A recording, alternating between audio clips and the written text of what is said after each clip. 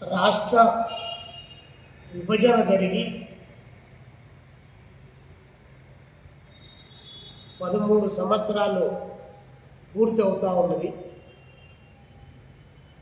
రాష్ట్రంలో ఉమ్మడి రాజధాని కూడా దాని కాల పరిమితి అయిపోయి అమరావతిని రాజధానిగా ప్రకటించుకొని ఇక్కడ నుంచి పరిపాలన మనం కొనసాగిస్తున్నాము. అయినప్పటికీ తెలంగాణలో పనిచేస్తున్నటువంటి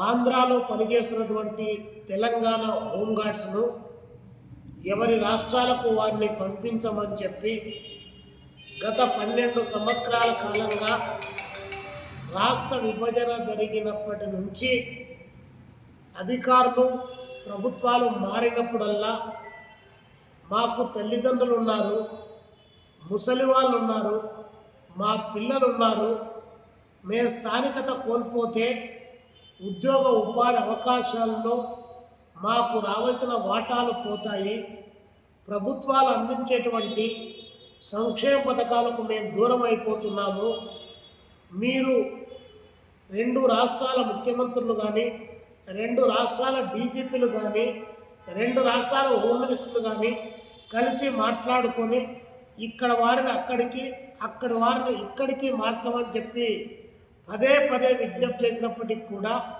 ఈ పాలక వర్గాలకు చెవిటివాడి ముందు శంఖం ఊదినట్లుగా దున్నపోతు మీద వర్షం పడితే ఏ విధంగా అయితే తోక ఆడించుకొని వెళ్ళిపోతుందో ఆ పద్ధతుల్లో వెళ్ళిపోతున్నారో తప్ప కనీసం ఇన్ని సంవత్సరాల కాలంగా ఒక న్యాయబద్ధమైనటువంటి అంశం పైన పదే కోరుతున్నారనేటువంటి భావన ఈ ప్రభుత్వాలకు పాలక వర్గాలకు లేకపోవడం ఇంతకంటే దారుణమైన విషయం మరొకటి లేదని చెప్పి ఈ సందర్భంగా తెలియజేస్తూ ఉన్నాం.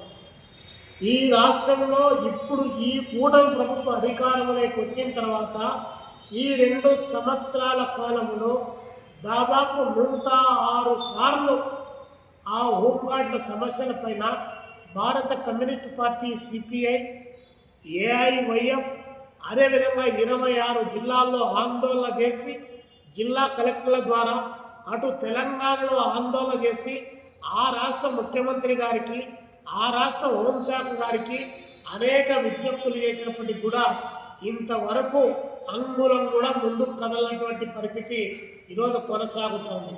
మీరేమో రాష్ట్రాలు మారాలి, మీరు ఎక్కడున్నా మీ స్థానికత మీకు కావాలి, మీరు ఇక్కడ ఎన్నికల్లో పోటీ చేయాలి, అధికార పీఠాలు అధిరోహించాలి, మీ పెత్తనాలు ప్రారంభించాలి.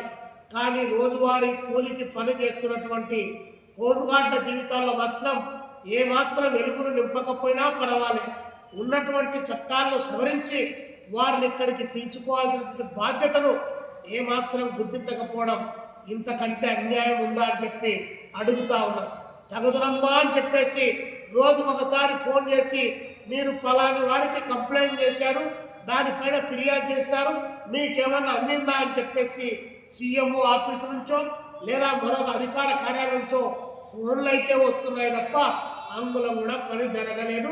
హోంగార్డు మాత్రం తీవ్రమైనటువంటి ఆవేదనకు లోనవుతూ ఉన్నారు.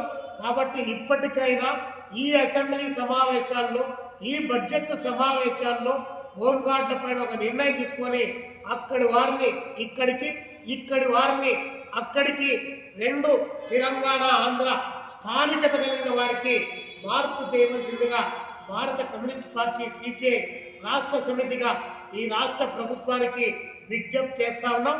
పరిపాలన పైన దృష్టి పెట్టండి, ప్రజల సమస్యలను పరిష్కరించండి. ఇలాంటి ఇత్యాది సమస్యలు పేరుకొని పోతా ఉన్నాయి. మీరు దానిపైన దృష్టి పెట్టకుండా నిరంతరాయంగా రాజకీయాలపైనే దృష్టి పెట్టడం ద్వారా నష్టం జరుగుతుందని చెప్పేసి ఈ సందర్భంగా తెలియజేస్తూ తక్షణం హోంగార్డుల సమస్యను పరిష్కరించాలని చెప్పి మేము రాష్ట్ర ప్రభుత్వానికి విజ్ఞప్తి చేస్తా ఉన్నాం.